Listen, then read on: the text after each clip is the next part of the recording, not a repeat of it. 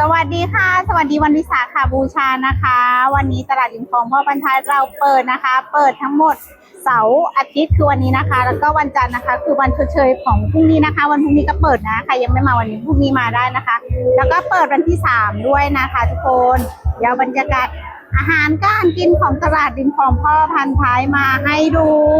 ตอนนี้เวลา10:48ก็ประมาณนี้นะค่ะ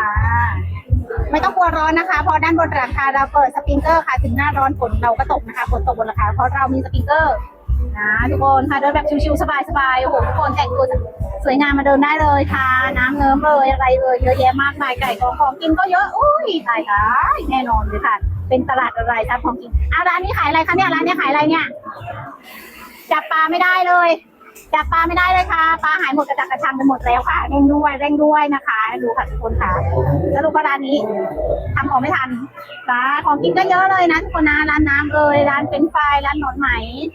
ร้านน้ำปั่นชาชีสก็มีเย็นชื่นใจนะคะหมูยอก็มีนะทุกคนก็ประมาณ